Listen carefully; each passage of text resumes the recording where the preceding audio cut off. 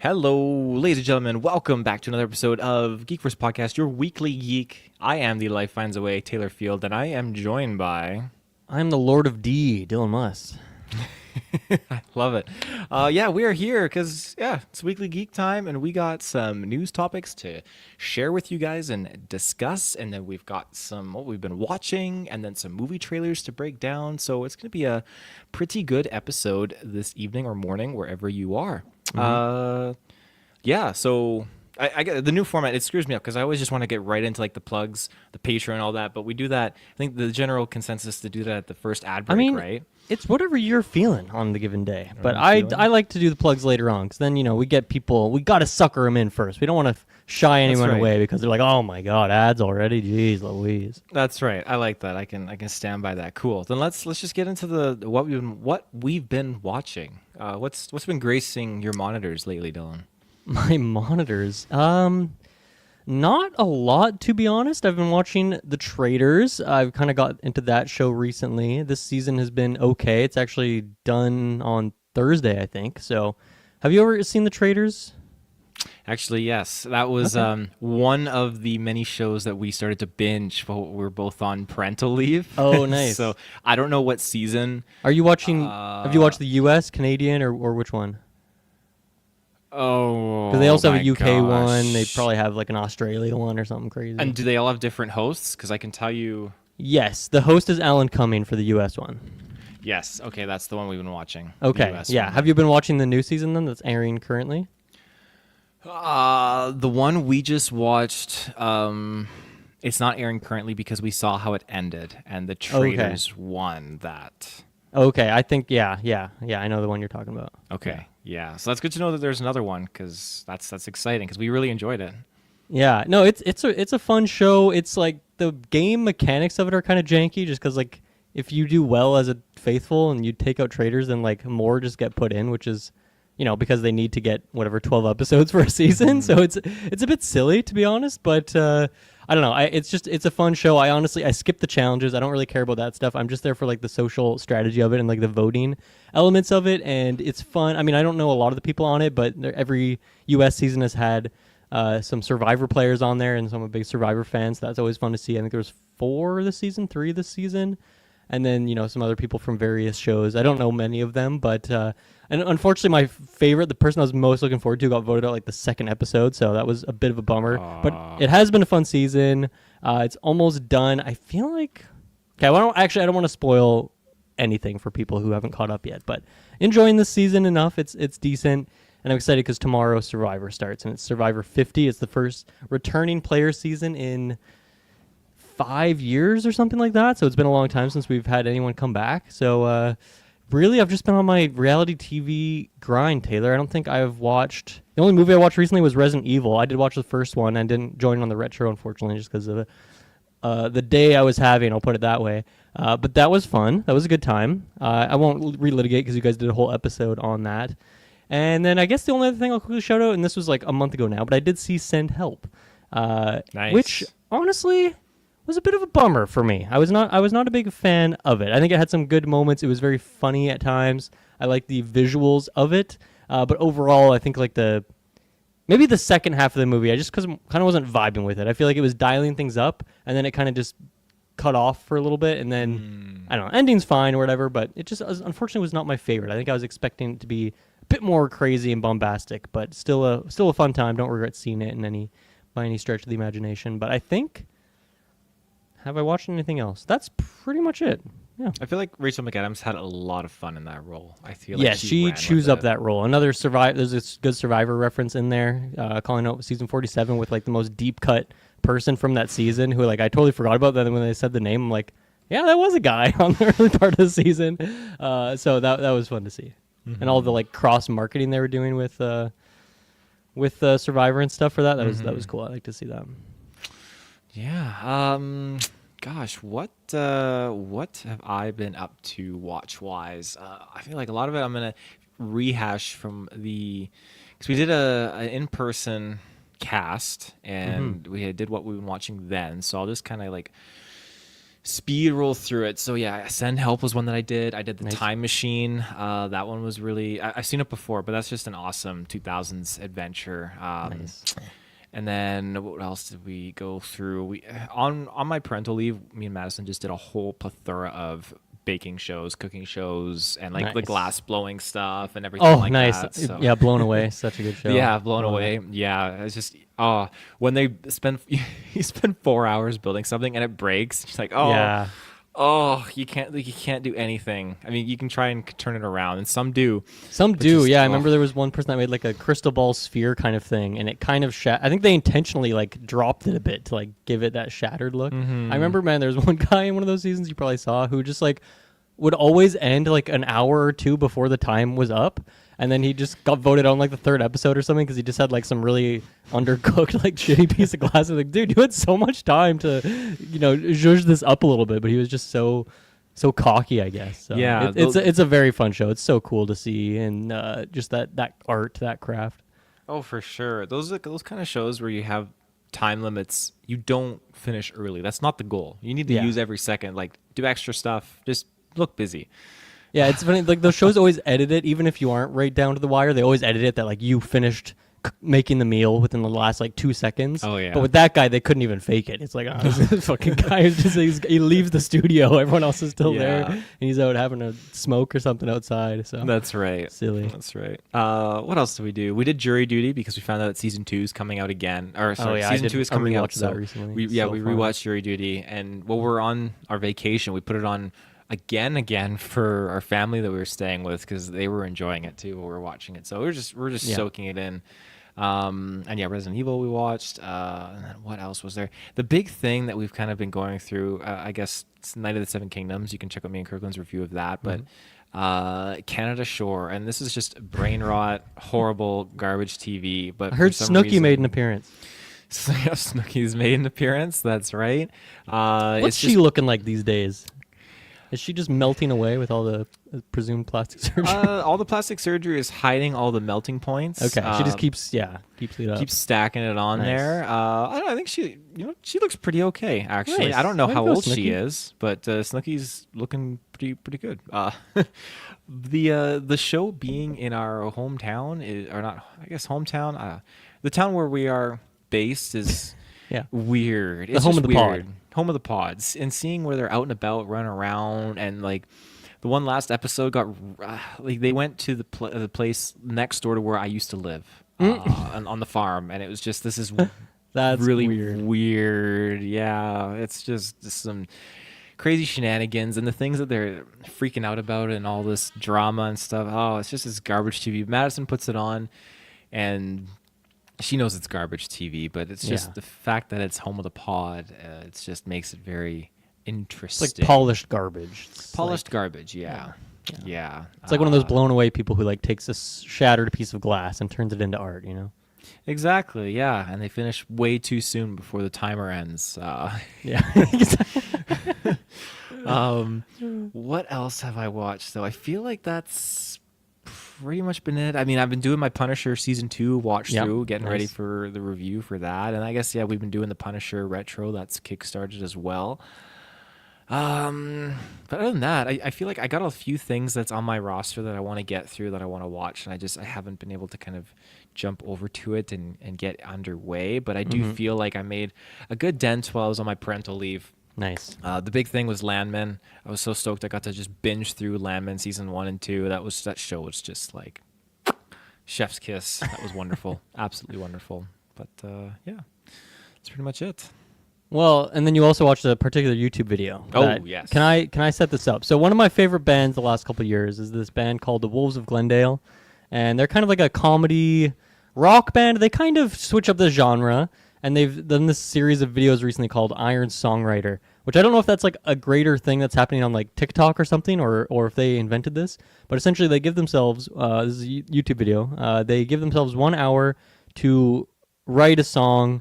And then whatever song they come up with, they have to record that, and then like they just have to drop it on streaming service. Now, no matter how good or bad it is, and so what they've done for these Iron Songwriters is they've taken the lines in the song, all the dialogue has to be from the first one they did was Shrek, and then they did Bee Movie, And then the third one they did, which I sent to Taylor, was Jurassic Park. And for the Jurassic Park one, what they did you watch the making of or just the song itself?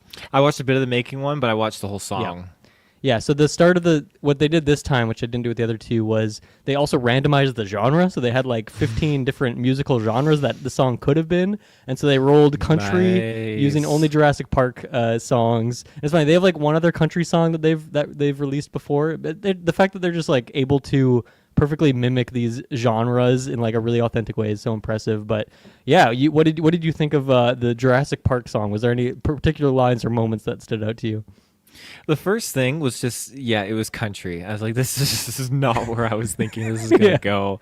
That was weird. And what's even weirder is that it works. It works so well with it's like such a good song. the lines that they have. I'm not a country guy, but I've listened to this song like 20 times already. It's so good. Is it on Spotify or is it just on YouTube?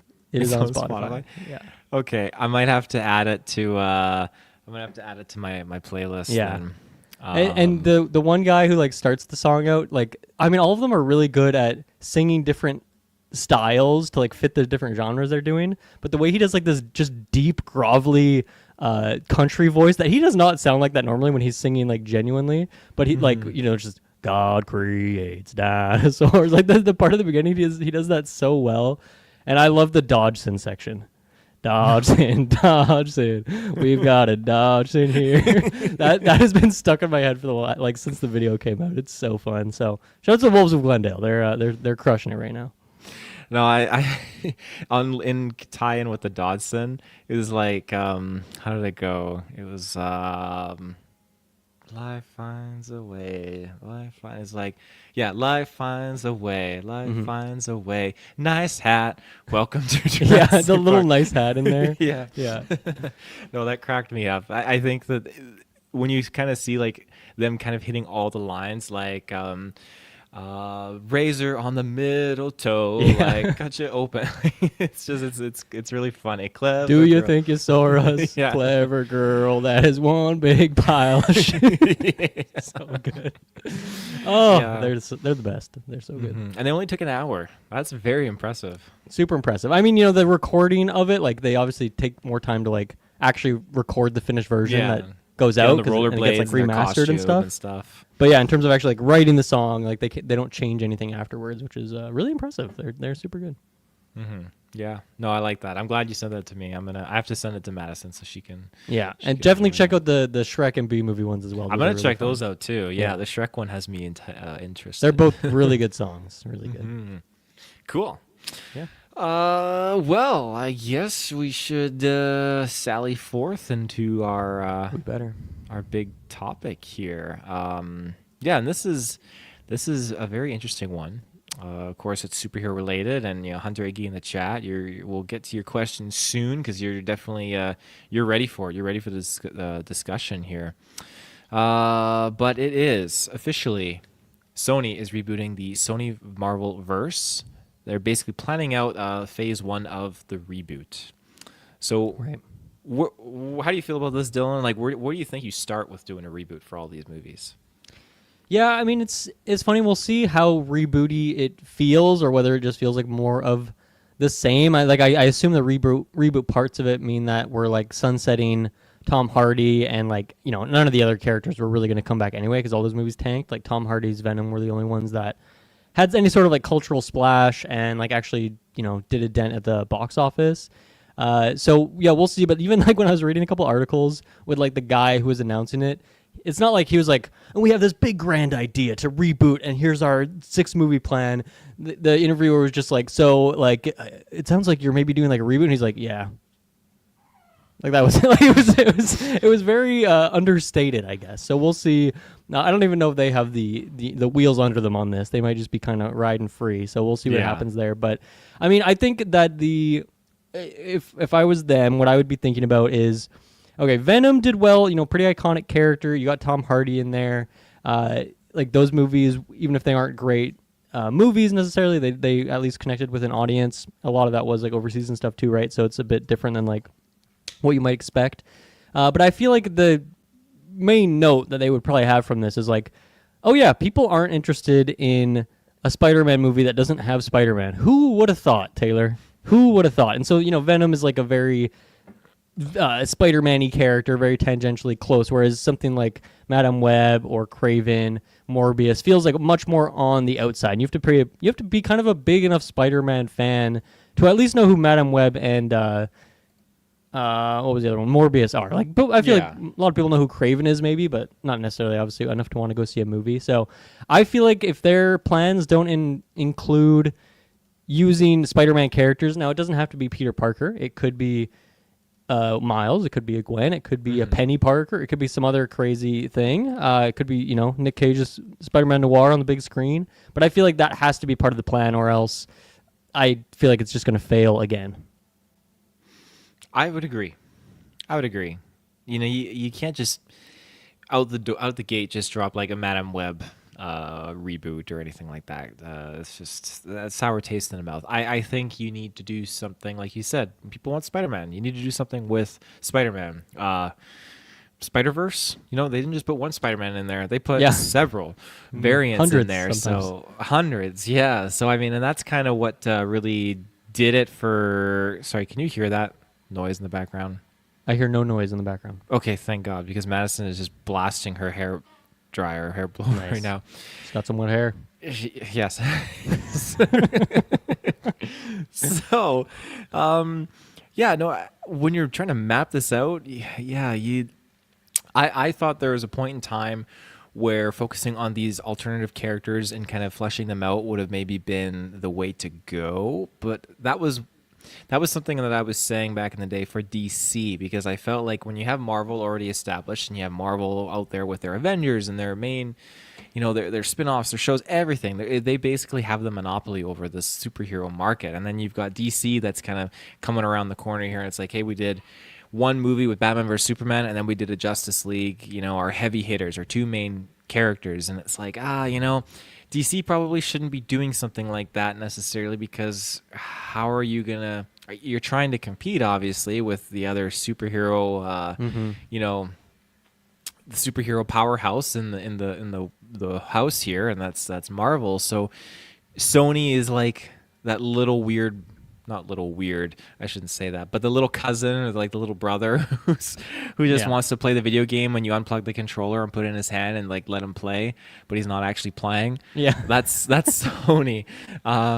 So I thought that maybe that component could apply to them, whereas DC should focus on these other side characters, which I feel like they're doing now. That's what Sony should be doing, and Sony did that, and it sucked. I don't like Morbius. I don't like, Kraven the Hunter was okay. There's some things, but like I don't like these movies being Marvel affiliated, but not adding to the main story at all. It bothers me. I feel like at this point in time, when Disney's Marvel is incorporating all the other Marvel movies into their realm, like X-Men and the Tobey Maguire Spider-Man, like all these other things, like Fantastic Four, the list goes on and on and on.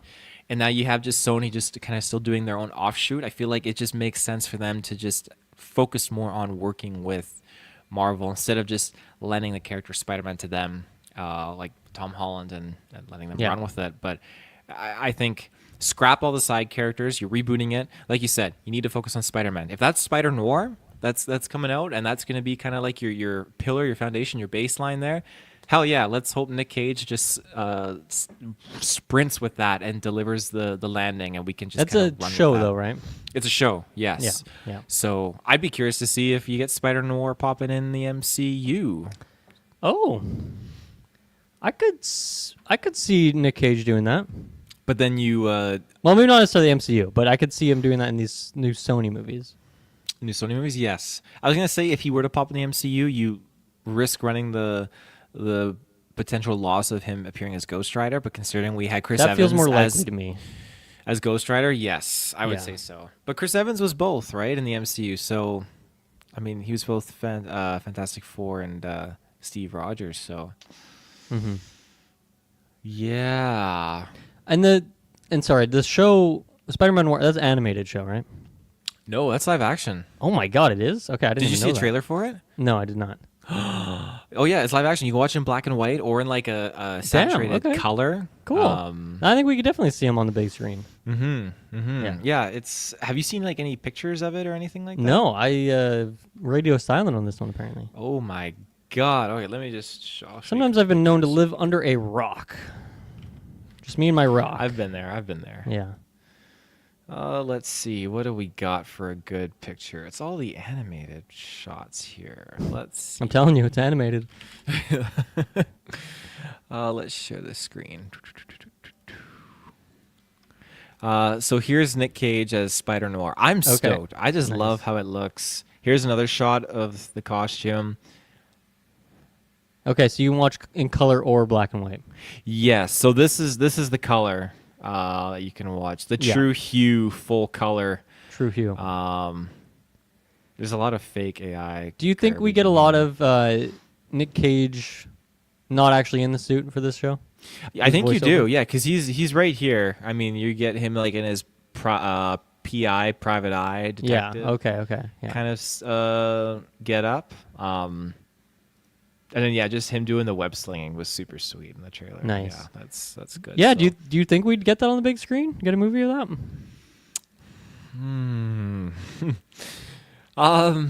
Low budget movie.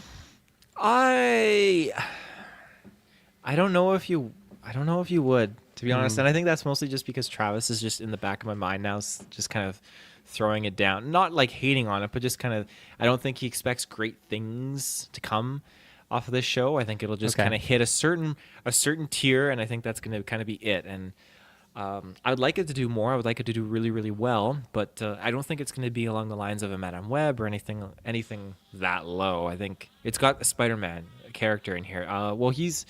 What's his name? He is it Ben Reilly, I believe, in here is his name. Okay. Isn't that the Scarlet Spider guy? Well, the Spider-Man 2099, right? That's Miguel. Isn't that Miguel something or other? Miguel. That's right. Ben Reilly. Oh yeah, who wears the blue blue thingy? Yeah, the blue hoodie. So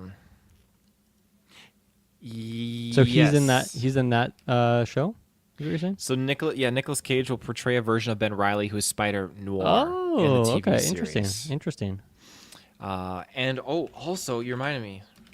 Oh, you reminded me. Oh, ho, ho, ho. This is some juice here. So there's the villains that are going to be in Spider Noir as well. Okay, here. Why can't people just put all of them together? Okay, I think this is kind of it. The photo's not going to be the most clearest, but you'll kind of get the message. So, I think this is... No, I think this is supposed to be Vulture. I don't like that it says Man Spider. I think it's supposed to be Vulture. Maybe it is Man Spider. Electro, Sandman, Molten Man. Those are 3 for sure in there. I can't remember on this guy. I thought I read Vulture somewhere, but maybe I'm just completely mistaken. No, that's interesting. That's some juice. That should be fun. That don't look like Vulture. That definitely looks like Spider Legs. So that's probably Man Spider. That looks like Man Spider for sure. Yeah, and Mr. Negative. So apparently it's just supposed to be pretty decked out for the villains list, which is pretty cool. Just to get another version of Sandman, that's exciting as well. So going back to the movies, then, like, do you think we get a Peter Parker? Whether that is, well, yeah. First of all, do you think we get a Peter Parker? If yes, is it one that we've seen before, or are we getting a new Peter Parker? We'll get a new one. I don't think you're gonna see like your Toby or Andrew. Yeah, I don't know if we know how the rights works for all this stuff. Yeah, it's beyond my comprehension. But we'll get, if they were to do one, we would get another one, a new Peter Parker. And I would probably expect it to be maybe like a young kid or something like that. That's just thrown in the background or something. Yeah. What do I think they'll do? Do you think they would go Miles Morales or Gwen Stacy route? They're pretty popular right now, right? I would love it if they did a Gwen Stacy movie with like Spider-Gwen. I don't know if it would do numbers at the box office, but I think it would do really, really well. I'd like to hope it would do really, really well. Miles Morales, that's...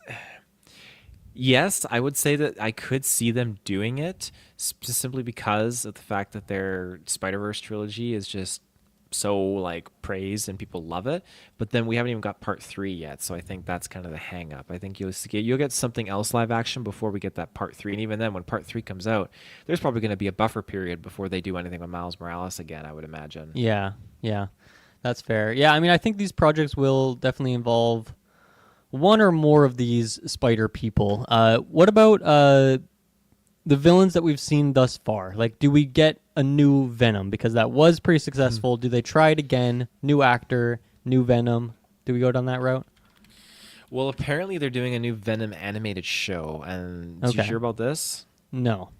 So a new project, and it's supposed to have Tom Hardy connected to it in some way. Oh, Yes, interesting. that's the kind of the rumor right now. I thought he was I out the guess door with the, I'll never forget you, buddy, kind of moment. But thought so too. So this is the Hollywood Reporter. A Venom animated movie is in the works with the Final Destination filmmakers. okay, And yes, Tom Hardy is supposedly attached to it in some shape or form, but. attached to it, just like a symbiote is to Eddie Brock. Exactly. I don't know. Is that part of the reboot? Like, what's like, if Tom Hardy's I mean, in I there? would That think doesn't the make shows are kind sense. of in their own realm. I don't think they're going to go full MCU and like connectivity between shows and movies. I think they'll do their movies, which are kind of in a connected universe, probably to some extent, but not with the shows. I think the shows will be a separate beast. Because it sounds like these shows are kind of already underway. Which I mean, I don't know how recently the reboot of this Sony thing has been happening for sure. Because it was Craven and Venom 2024? Or is it 2025? Was it Craven release date? Wow, where did the time go? I feel like we just 2024? went to the theater and saw Craven. Yeah. 2024. Yeah. It was late in the year, though, right? December. That's true. Yeah. Venom 3 So about a year release ago. date. And Venom was earlier that fall. That's right. That was October 2024. That's Yeah. funny.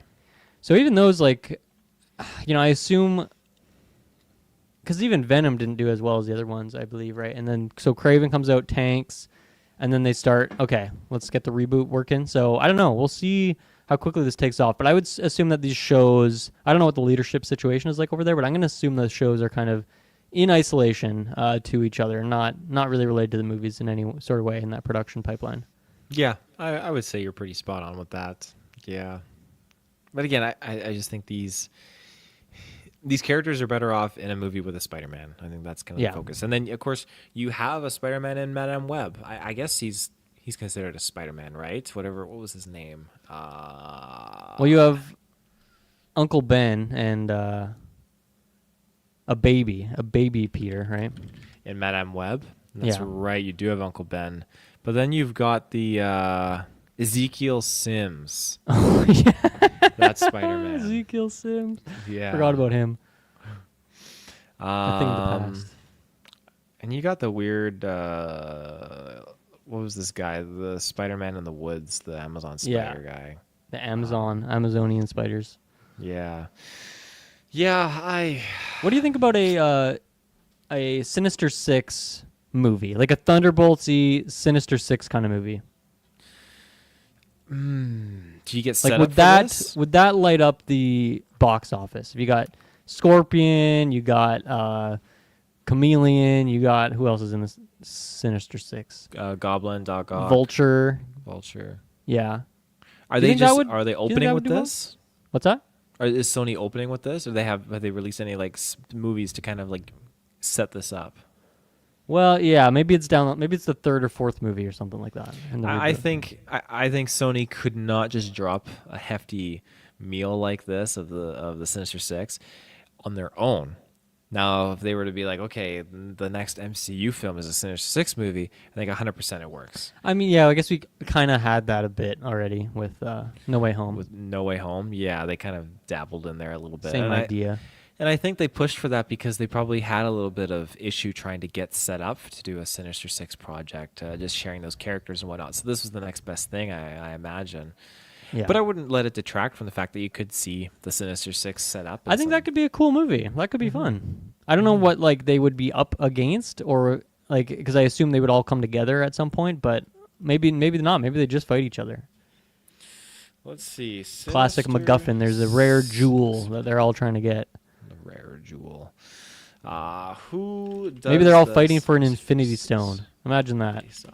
Now that would be sweet. I'd be down for that. I mean, They're all fighting for the Infinity Stone, the green one, so that they can reverse time, and the lizard can undo his lizardness. Sandman can turn himself not into sand. Electro lost a kid, so he can go back and get the kid. The He same. can go back plot before he as fell in the No vat of Way eels. Home, but just Yeah. time travel. Yeah. Like that could be. That's an idea. I would, if they were to go for a Infinity Stone, I feel like it kind of backtreads a little bit, only in the sense that we've exited the Infinity Saga, but it would have to make sense. It would have. I to don't think serve as a Sony plot. cares about 10 years down the road, though. I think they are just looking for that next meal. The next meal. Yeah. Yeah, I would say Like so. they don't want the fishing pole; they want the fish. I like that. I like that phrase.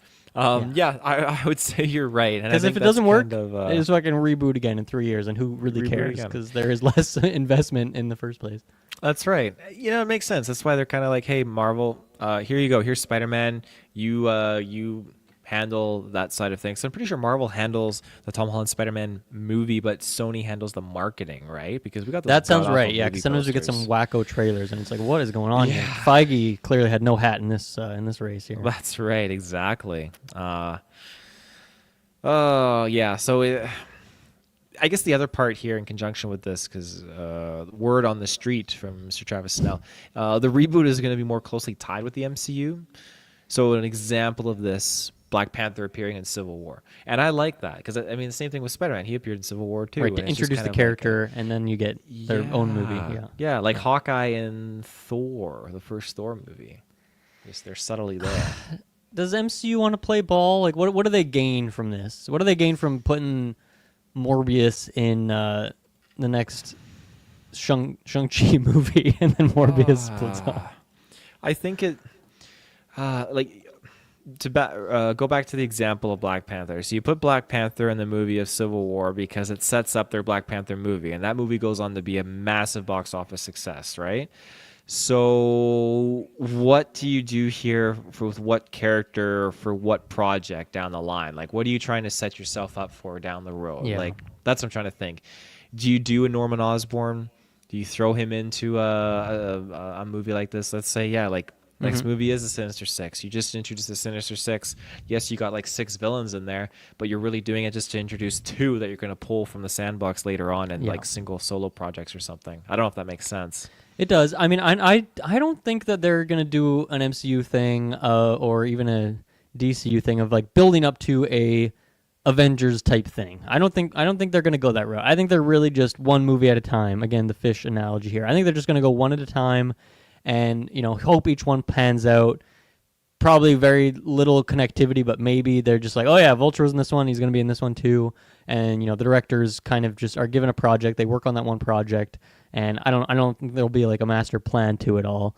And I guess I don't know where that squares into the MCU at large, but maybe it's as minimal as like technically Tom Hardy's Venom appears in the MCU, right? Like maybe it's just that level of tiny little breadcrumb connections. But who even knows what's going to happen in the MCU in the next few years? Like if they go reboot route or something like that too, right? Who knows what's going to happen after Secret Wars, which is probably around the time that this new Sony thing is going to kick off. I would think 2027, 2028 is probably when we get the first one of these new movies, perhaps. That's a big risk. I mean, obviously, if it's the same year, that's fine. But they'd have to steer clear away from Secret Wars if they're going to be like, "Hey, here's our new standalone movie that's not attached to the MCU." And you got Secret Wars this year, and you've got like Tobey. Again, they're going to do their own thing, and you're going to have Tobey Maguire's Spider-Man, Wolverine, Hugh Jackman's Wolverine, and Tom Holland all teaming up on screen again. And what they're going to put out,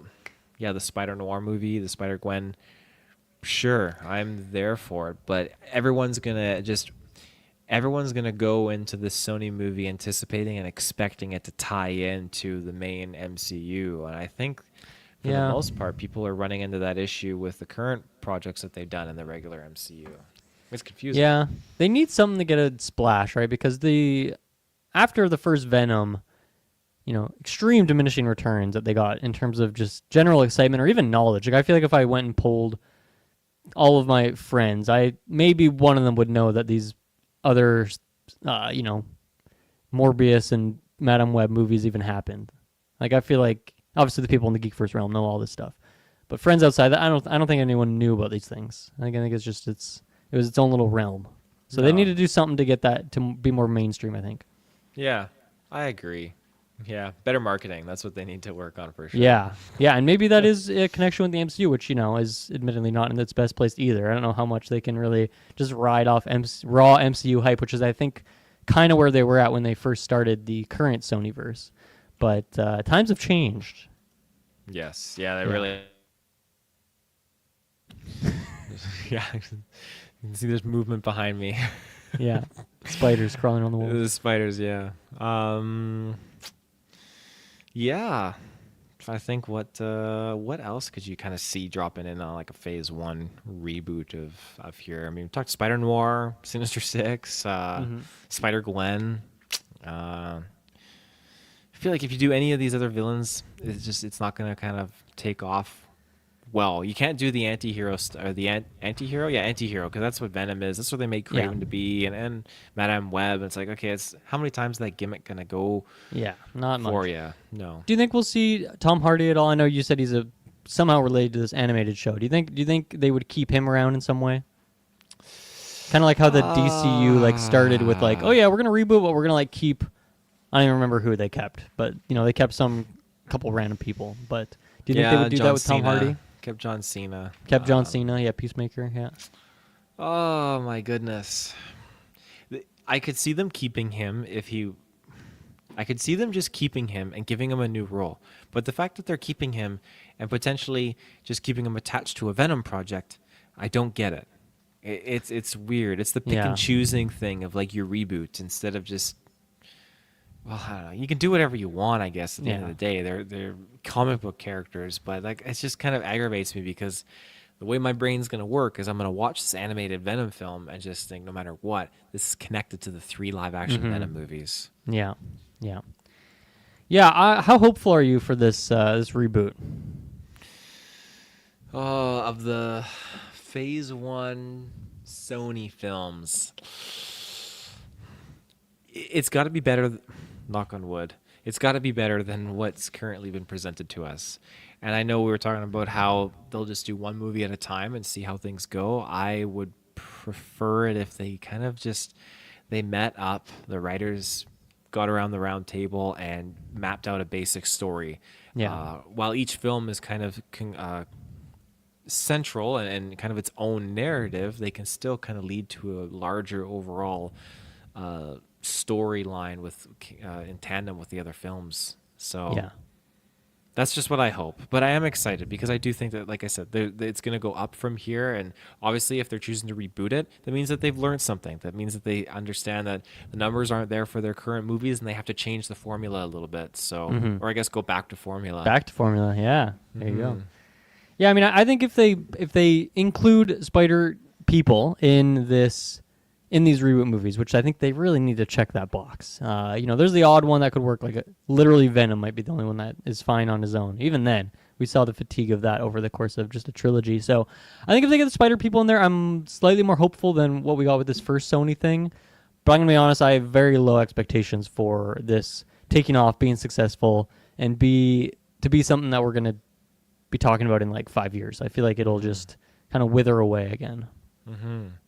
Well, let's look at again the other Spider-Man project that they put out, getting season 2, Your Friendly Neighborhood Spider-Man. That show is just fan-frickin-tastic, right? It's good. And I just feel like, okay, that's, again, it's got Peter Parker, it's got Spider-Man in there, and that's just kind of what brings people around. A Spider-Man movie, I feel like, is always going to just kind of draw people in. Of course, the Amazing Spider-Man 1 and 2 is kind of its own little nest egg there. But the other Spider-Man movies, Tom Holland, big money makers at the box office. Tobey Maguire Spider-Man, like people love those movies. So there's definitely that sweet spot for Spider-Man specifically. So like you said, it's if they include that Spider-Man in the movie, I think that's just gonna be their secret weapon, their golden egg. So The golden goose. Yeah. Yeah. We'll see what happens. cool. Well, I think it's time we jump to our first ad break, which, We ladies and better. gentlemen, you can skip if you are subscribed to our Patreon. How about that? The Patreon, ladies and gentlemen, ad-free early content available there. It's a great place to be. Unbelievable. You get tons of retrospectives, all ad-free, all early. I don't know what the time restraints are on some of these things. I just know we will pump out a bunch of episodes in a week, and then we'll just throw them on there, and you can get access to it. You also, depending on your tier, can be listed off as one of our Patreon producers right here on the show. Aaron Braden, April of Darkness, Jack Grant, Superbad Mike, The Good God Loves Me 69, a.k.a. Norman Reedus Fetus, Hidalgo, Lenny Kravitz, Cocktail Clay, John with no H, Sam Green, and John M. You guys are fantastic. Thank you for everything that you do. And we'll be back after this ad break. And we are back. All right. So we are going to talk trailers. What trailer do you want to start with there, Dylan? Let me start off with Over Your Dead Body, which is a thriller kind of movie, directed by Jorma Taccone of The Lonely Island, which is why this caught my attention, because I've been very obsessed with Lonely Island recently, re-listening to some of their old stuff, listening to their podcast, and on their podcast they often talk about the movies that they're making. Like, Akiva was the director of Naked Gun, which came out last year, and they did a whole episode about Naked Gun, which is really fun to hear some of the behind the scenes, making of, all that sort of stuff. And so this one, I'm excited to watch this movie and then listen to the podcast episode where Jorm talks about the experience of making it. So I'm already invested. I'm all in on the Lonely Island train right now. It's the light of my Tuesday. Every Tuesday a new episode drops of their pod, and I'm into it. So I don't honestly, this trailer didn't zest me up too much. I think there's an interesting concept there, but it kind of just felt like it's a lot of the same. I feel like it didn't really go anywhere. It didn't go up to that second gear. But I feel like that may hope they're just holding back for the sake of a trailer. So I'm curious about this movie. I like the cast, and I feel like this could be a sleeper hit. So I'm looking forward to this one. Yeah, this. I feel like it's been a while since I've seen Jason Segel in anything. It's been a good. He's been popping off with minute. Shrinking. I feel like that's where he's been Shrinking. the last few years. That's right. Yes. But yeah, Samara Weaving, I feel like she's kind of popping off lately now too. Well, just with the two projects. There's this, and then there was Ready or Not, Hide and Seek, or whatever it is. You got it. Huh?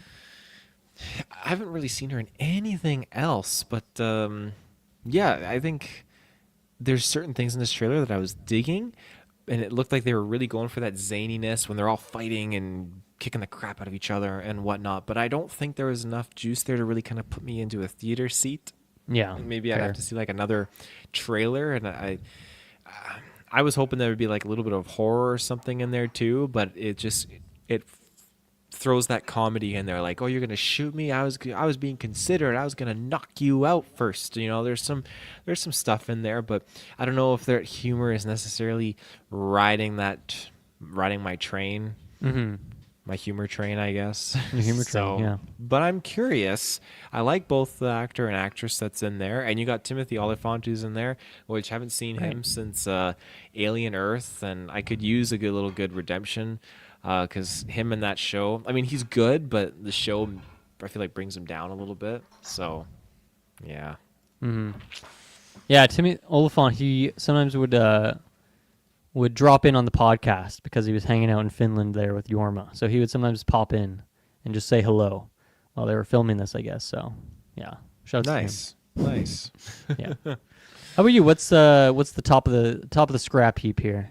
I want to talk about this Bodycam movie. Okay. This reminds me of a movie called Quarantine. Quarantine, Back in the okay. day, this is where it gets weird because you have a movie called Record and you got a movie called Quarantine, and both of them have sequels, Quarantine 2 and Record 2, but the sequels are very different. But the original Record and the original Quarantine are almost Same spot concept. on the same. What Yeah. was that movie we watched with Jake Gyllenhaal and the other guy, Michael Pena? What was that one called? Didn't we do a retro of that? Or no, we did it for a Golden Geek flash, like the 2012 Golden Geeks, I think, right? What the hell was that movie Gosh, called? You know what I'm was it talking about, right? called? Oh gosh. Yes. What the hell was it? I gotta try and Google it here. Jake Gyllenhaal, Let's see. Bodycam. End of Watch. There you go. Right, that's For the 2012, one. yeah. So we didn't necessarily review it, but we did. It was part of the Golden Geeks 2012. Yeah. So So this gave me that vibes for sure. that's A yeah, l- that's, like that's that, good but a little bit comparison. lesser. I feel like was the energy I had for it. This had for me it was Paranormal Activity meets Yeah. Quarantine, and I mean with Quarantine, they go into these. He follows these firemen. This news crew, this guy with the camera follows these firemen. The firemen respond to a call. First responders. They get to this apartment building and they go in. And then when they're in there for like an hour, they find okay the building is sealed from the outside now. Like the government is like quarantined the building. They're trapped in there with some of the residents because one guy went AWOL. And so they go and they try and like connect with this guy who went AWOL. And turns out he's like a rabid can't like turn into a zombie thing like rabies running like jumping like going crazy. He bites people, they get infected, and you're trapped in this apartment building. It's terrifying. And so you're dealing with these close-up shots with the camera view, and that's just what Bodycam has. Like you literally get a scene that is just legit just jaw-dropping when the woman's like the Yeah. jaw falls, and That was nasty. Yeah. it was nasty.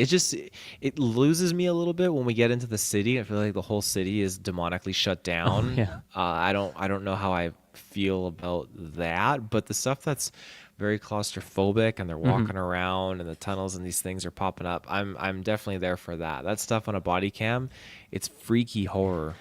Yeah. No, I agree. I mean, definitely I had a little bit of Blair Witch energy to it as well. And yeah, just some of the creepy look into a corner and there's a creepy person doing a creepy thing there with blood all over their shirt, and it's like that works. That's always good. That's always a little bit freaky. You don't know if they're gonna jump at them or what's gonna happen, or if the lights are gonna go out.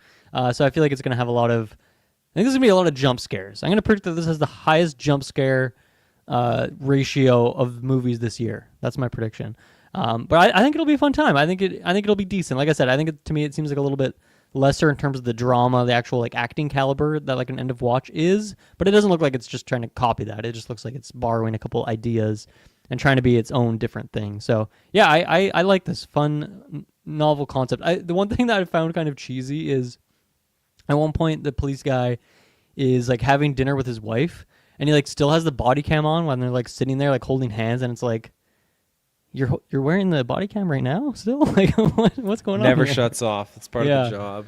Yeah, so it's like I feel like a movie like this could be a little contrived of like, oh yeah, well kind of we need these other emotional scenes when he's not strictly being a cop. You know, we got to build in that heart and emotion, but it just came off as a little goofy. But we'll see. Maybe in the movie it won't actually. There'll be a justification. He just got home from work. He hasn't had time to take everything off yet. But you'd think you would at least like shut the camera off. You think that thing has like battery, you know? Got to preserve I would that battery. never go into my house and keep the body cam going on because that just feeds to your headquarters. Like it's just Yeah. Why would you keep it on? Exactly. Yeah. Yeah. Body cam. Cool. Well, what's your next one? I'll shout out Backrooms next, which is I don't know where it started. I think it started as like an internet creepypasta kind of thing, and then it became like games, and there's I think multiple of them, which is just creepy liminal space horror. Is I guess the description of Backrooms. But I thought when a trailer starts with A24, it's like okay, we're cooking here. I thought this was a fantastic trailer. Just completely sets the tone of what you expect in something like this. Just one camera shot going down. It's the same room, but every time the room slightly changes a little bit. I think this is going to be really cool. I've not played any of these Backrooms games. I haven't really looked into this space, but I know it's like a big thing. So I think this could maybe blow up a little bit. I think this could be a phenomenon. It could be like a Five Nights thing. Maybe not quite as big as Five Nights, but I feel like it's this has potential. I thought the trailer was excellently edited. So yeah, consider me excited for this one. Yeah, it's an interesting trailer, and I've seen the videos of the backroom stuff, and it's not my cup of tea. It's Okay. just I don't know what the pull is here. Just the fact that it's I don't know unknown, and it goes on and on and on. You're trapped in these rooms, and you just gotta kind of find your way out to these back rooms. Yeah, there's some creepy pastas that exist out there that I'm like, okay, I can get on board with. This is some freaky stuff, but the back rooms is more just an ominous thing, and You don't find it freaky at all? I mean, I would definitely find it freaky being in that Yeah. situation and being isolated. What's But your the opinion on like concept, liminal space stuff in general? liminal, Liminal space, yeah. liminal. What does liminal mean? That's a good question. How would you describe liminal? I think it's like empty, lacking detail, kind of grandiose yet very little detail. Just a kind of big empty space. Like I picture in Inception when we go to kind of the limbo and it's just like all these empty buildings that are all like crumbled. Like that's a very liminal space, I would say. Okay, then Yeah. I would say I'm very used to it, Okay. and it doesn't freak me out. And I say that Okay. because when I was growing up, my parents used to own a duplex, and many a time I'd be sitting in there as a kid for hours in these large spaces of the house while they were doing renovations, painting the walls, everything. And so I'd just be sitting there, and I just find ways, just kind of like hang out, just chill, pass time in these large empty spaces. So I feel like maybe that's why it doesn't bother me as much. Yeah, I don't know. I don't know. This movie's probably going to make a killing. I mean, I feel like a movie like this probably has a budget of $10,000. They're going to make $1 billion at the box office or something. You're going to get the Backrooms 2, Yeah. Backrooms or Back Part 3, something like that. I don't know. They're Yeah, gonna run I with could see it. Yeah, it's an infinite kind of thing. I feel like it's. Mm-hmm. I could see that. Yeah. I suppose in the chat, there are monsters in the Backrooms, and at least almost every adaptation Yeah, I puts saw them some in on there. when I was googling around. Some creepy beans. So I'm down for that. I'm down to see some of those creepypasta monsters popping off in there. That's always going to be that's a good time, and that would make it a little bit more sustenance for me as opposed to just being these empty rooms and you're just wandering around. So Yeah. if I want to watch the empty rooms, I can go watch a bunch of TikTok videos of it. So hopefully this movie is something Damn. different. Fucking from roasted that. back. Yeah, it's a bit of a roast. Yeah. Jeez. Yeah. Whatever happened to cinema? All people want is TikTok now. All TikToks. Sad. Yeah. Okay. What do I want to go to next? I think the one and only option is going to be the Yeti. Now you did see Sasquatch Sunset, right? I think you have. Absolutely. Yes. Okay. Good. Great film. The Yeti is completely different from that. We're going into horror, and it just feels like it's got. Oh, I had an example of what I wanted to say it would be like, and I can't remember it, but it just feels like it's got a zaniness to it when Okay. our hunting party comes together and we're getting underway here, and then that zaniness feels like it's dispatched and we're just getting into something a bit more horrified. Okay. And you don't see the creature in the trailer, which I'm really thankful for, and I hope that you don't really see him in the movie either, because just it lets your mind do the work for you. Don't pay $100,000 into the practical effects to try and make a creature look the way it is with CGI and put it in front of you on the screen. Give the impression of this creature, and the mind will piece it together for you and do the work for free. And so when you're doing something like the Yeti, I feel like too many times the costume can easily just be dismissed. Once you see it, you can write it off as being fake and phony Okay, and whatnot. okay. So especially when you get to the face, I think that's where they need to just keep this thing in your peripheral vision in the movie, which it looks like they're doing. You get the arm coming in at some points, but it just shows like people getting killed and dying, and just the howls when the guy's got the headphones on and he hears the growls in the distance. Like, man, I'm getting the goosebumps right now. So I just think that this trailer's got a lot of juice that I'm really looking forward to, and I think we need more movies like this. We need more Bigfoot, Sasquatch, Yeti movies. Shout outs to Oh my god. Exists. Shout outs to the movie Exists. If you're looking for a good horror movie that's got like it's cam styled, shout outs to, like we're talking about body cam. It's cam styled, but it's so well done. It is a fantastic horror movie and it is a really good Bigfoot movie. It's freaking freaky. So I highly recommend that. But yeah, this just seems like it's gonna be a good time and I'm excited for it. Yeah, I think it looks all right. The editing was throwing me off a little bit, and like just the vibe of some of the cutting and like the weird like static electric. Like I don't know, it seems interesting. So I definitely got to wait and hear some probably your review and others' impressions of this sucker when it finally comes out before I decide if I'm gonna check it out, or maybe you'll make it your Golden Geek must watch. I could see that happening. It's extremely likely. It's possible. I think I'm gonna have to watch for Cryptic Clues, do a review there, and do a review for Geekverse for sure. I'm trying to see if I can sway Travis over and onto it.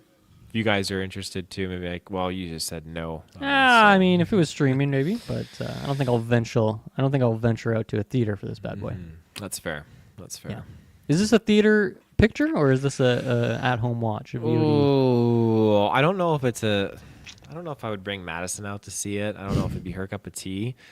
And I just feel like rarely am I just running off to the theater myself alone these days. I'd have to take someone. So if I can convince Travis, I'll take Travis to go see it in the theater. Take your work husband, yeah. That's right. Yeah.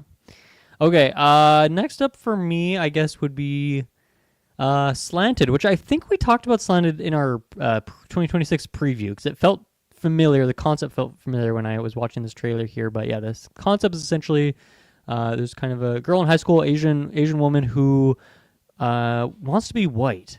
And so first she like dyes her hair blonde to try and like fit in better with the white people, and then that doesn't work, and then she gets inducted into this very Substance-esque, creepy company that will turn you into a white person, I suppose. And then of course, just like the Substance, things start going wrong. Parts of your head start falling out and stuff like that. So, do you think this movie was in production before Substance, or is this just like seeing Substance and then being like, okay, we're gonna go ahead and copy that concept here with a slightly different premise? I think they definitely looked at Substance and were like, hey, we can run with this. Let's copy it to a slight degree and see what we can do. Because this just reeks of the Substance movie, I feel like. Yeah, I mean, it's even in there. It says like a cross between Mean Girls and the Substance. So at least in the marketing side of things, they're doing that. Whether that was intentional from the creation stage, I don't know. And unfortunately, it does kind of look like a lesser Substance in a way. And you know what? I feel like I need a good 5-year gap before I can see a Substance-like movie again, Like, I like that movie a lot. It's great. But I can only handle so much of that energy because it's very nasty. It's very nasty. Like, very crunchy sounds and stuff. Oof. Like, ugh. Yeah. Oof. Yeah, it takes a lot. It takes a lot out of you. No, Yeah. It's interesting, and it's something I do want to see because of just the, I don't know, I don't want to call it messaging, but I guess it's just the story, I guess, at its core. Just the story. Like, this girl who is Asian and just becomes white, and just the fallout of this decision, this action is what I want to see. But it seems like this is a world that widely accepts this as an actual procedure that people can go and do and just change their skin color, which is just a crazy thing to just even think about. So. And then you start to decay and whatnot. Oh, it's gross and yucky. Yeah. But I do want to see it and see, as I said, the fallout of everything. What's next on your list, my friend? Oh, goodness me. Next, I'm gonna say, I'll just say Toy Story 5. Okay. I am really excited to see the toys versus the tablets here. Army of Buzz Lightyears, Woody balding. I think it's just we're at a movie now where the way I see Toy Story, you have Toy Story 3, which is set up as the comeback. So all the kids that grew up now, like we're Andy's age, we're older than Andy, and we got to say goodbye to our toys, and that's the send-off. But it's also more than that because it's all these people that grew up with Toy Story, they're having kids now. And so when you watch this movie, it's like, okay, you see that Toy Story is now being made and transitioned over to that next generation. Hence, and enter Toy Story 4, the new generation. This is them being able to jump into this old classic nostalgic franchise and start to make it their own and really enjoy these characters. Even my daughter, like I got a Toy Story shirt for her and she puts it on and she loves all the characters on there and whatnot. So I think that's great. And when I see this trailer, I think, okay, are we backpedaling a bit? Because you got Woody, you got Buzz coming in and they're feeling a little bit older now. But I just feel like, are they backpedaling and leaning on that because they want to jump in with the older demographic that grew up with these movies, and that's what we're trying to capitalize on and make money off of, rather than the kids? I feel like they could have focused on either not doing another one and just leaving 4 as is, or if they were to do a proper 5, then they're focusing on... I don't know, because I can't even say that. Toy Story is Toy Story because of Woody and Buzz. Let me ask you this. What is the connection between like the child and the family in Toy Story 4? Or is this a new family? What's going on? Same family. Okay. So this is a different family than the original one? Yeah, so Andy, when he grew up, Andy's going family? to college, he was the original. Yeah, so Andy grew up, had the toys, donated the toys before he went to college to Bonnie. And Bonnie took over all the toys, and so this is Bonnie's and was that family. in 4 when that happened? That was at the end of 3. Okay, so then 4 is the first one with this family. 4 is the first one where it's solely just the toys with Bonnie. Yeah, Got it. On an adventure. Okay, see, I have not seen. I don't think I've seen 3 or 4. So I'm behind on my Toy Story. 3 is a must-watch for sure. 4 is like okay, but at the end of 4, Woody and Buzz separate. So Buzz goes back with the toys and sticks with Bonnie, and they drive away from their camping trip and go home. But Woody decides to stay as a lost toy. He stays in the woods. He stays in the woods, that's right. But now all of a sudden you have here, they've Mando and Grogu did Book of Boba Fett, where Woody just comes back into the fray. It's like, well, that kind of... I feel like it... You never want a Book of Boba damages. Fett it. That's not what you want for your series franchise. No, not at all. And so I feel like it retroactively damages his decision and what was set up in Toy Story 4 because, oh, well, guess what? He's just back again. Then that's it. You know, he's here to help Bonnie. I don't like that. I feel like it just doesn't leave a good taste in my mouth. Right. That's fair. Yeah, I mean, I obviously have extremely checked out of this series, so it doesn't have the emotional ties for me like it once did. But yeah, I feel like the concept of the tablet and that kind of being, I mean, I see that, man, with my nephew. I mean, when he has that tablet on, kid's in another realm, and it kind of freaks me out, to be honest. So I think this is a really good concept. I think this is potentially going to work pretty well. I mean, I feel like I know where it's going to end up. But yeah, I think this could work. I think this could be a nice way to take this story and kind of have a modern twist to it. Yeah, I would agree with that. We're looking at a movie that's definitely targeting the adults. Again, like I said earlier, whereas rather than focus on the generation that's now taking over with Bonnie and is going to grow up now with Toy Story and so forth, we're leaning back on that older generation that grew up with the first 3 movies. And now we're leaning on the fact, too, that, hey, you guys are parents. Well, now here's a storyline that you guys can relate to, tablets and kids. I'm sure everyone knows a tablet kid. Yeah. We're going to be... The thing that freaks me out, and I tell Madison this all the time, like, we are going to be the first generation of parents to see the result and the fallout of kids that grew up with iPads. And I don't feel like that's a positive thing. I feel like it's going to be kind of negative because where we grew up as kids, we had the outdoors still. You know, we had early Nintendo consoles. Things were still kind of sneaking in there, sure. But by the time we kind of got a little bit older, we grew up when Facebook was conceived. We grew up with Tumblr and all these different things, and MySpace, MSN.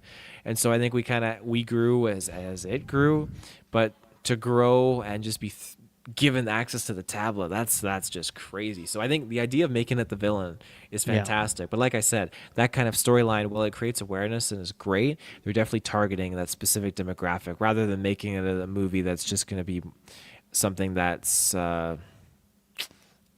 growing with the kids, because the kids aren't going to necessarily understand unless they write it in a way where they're going to think, hey, tablets are bad, and all the kids Yeah, around I the mean, world forgo tablets.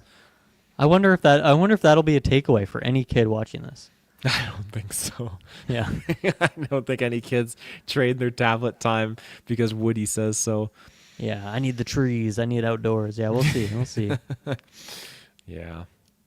Yeah. And that leaves us with The Mummy, I believe, right? That's right. So Lee Cronin's The Mummy. Lee Cronin most recently did, what was it? Evil Dead Rise? No, not Rise. Evil Dead. What the heck was the subtitle of that most recent one? Evil Dead. I'm pretty sure it was Rise. That Oh, was the you're right, last because one. Evil Dead Remake 2013 is just called Evil Dead. Yeah, so it is Rise. It is Rise. Yeah. Yeah. So I mean, I think this trailer looks unbelievably good. Like the visual effects, the kid. I mean, creepy kids, that always gets me for sure. But yeah, the just disgusting makeup and kind of body contortions going on here. I think this looks fantastic. This looks like a stellar horror movie. I feel like this will be a must watch for me.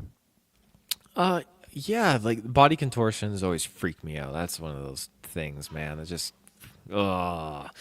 But it looks like detailed wise, like yeah, it's gonna be visually really really impressive. The thing though that I've read was that it's gonna be taking place very small scale in this house or this building or whatever it is, dealing with this entity, instead of being a little bit more larger scale. Like people can't go in here thinking this is going to be like The Mummy with Brendan Fraser, where we're going all across Egypt and it's a big adventure. This is just going to be a little bit more self-contained and enclosed, more intimate. And so I don't think there's anything wrong with that. But I know that some people in the Discord have voiced that they're not like over the moon excited. They would have preferred a different kind of approach with this. But you know, I'm an open book. I'm very curious to see how this does. But I mean, at the end of the day, my Mummy anticipation excitement is just for The Mummy 4 with Brendan Fraser and Rachel Weisz returning. That's where my true Mummy excitement will Okay. remain. Nice. Yeah. Yeah, I guess different mummies. Different mummies. This one's got a lot of that same stuff, though. A lot of wrappings, body wrappings coming off, going on. A lot of Yeah. wraps, a lot of Yeah. shavings. That's right. Shavings, yeah. Embalming tools, various things like that. Yeah. Nice. Cool. Well, you know, I mean, Maddie didn't ask, but shout outs to Maddie. How would you rank these trailers, Dylan? Wow, he's getting a free ranking. getting a free Let's see. ranking. I will go with top of the heap. I'm gonna go with The Mummy. Top of the heap. Mm-hmm. Number 2, I'm gonna go with I'm gonna go Backrooms. Number 2. Call me crazy. Call me whatever you want. Crazy. You're crazy. How dare you? Number 3, I'm gonna go Over Your Dead Body. Number 4, Yeti. Number 5,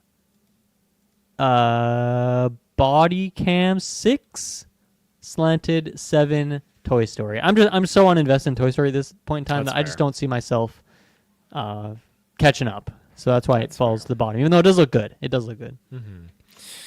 All right. I'm going to start from the bottom and work our way to the top Ooh, you here. dog. I'm call me crazy. I'm putting Backrooms at the very bottom. You- Sorry. You're crazy. What are you I'm doing? crazy. Oh my god. I'm putting it in the Liminal back room. space hater over here. Yeah. Next over that, I'm going to go probably Over Your Dead Body. Okay. After that, I'm going to go... I'm going to go The Mummy. And then Okay. I'm going to go Slanted. Then Bodycam. And then number 2 is going to be Toy Story 5. And number 1 is going to be the Yeti. Yeah. Okay. That I made feel that like- made sense. That felt intuitive to hear you. I feel like there's a lot of shimmying around between the Mummy, Bodycam, and Slanted. I feel like that is just kind of like they can move around. But The shimmy tier, yeah. The shimmy tier, yeah. But there you go. Excellent. All right. Well, do you have anything else you want to throw down here, or do we close her off? Let's get the heck out of here. I'm ready to outta here. sleep, Ready personally. to sleep. Yes, I agree. Sleep sounds good. All right, ladies and gentlemen. Well, we will be back at some point in the near future. I believe Scream 7 is where me and Travis will be coming back. And we're going to be dropping a little mini scary movie review, too, for that trailer, because that trailer is supposed to be dropping before Scream 7. So, Oh, cool. Nice. yeah, look out for that. But until then, ladies and gentlemen, we'll see you in the search bar. Have a good one. Good night.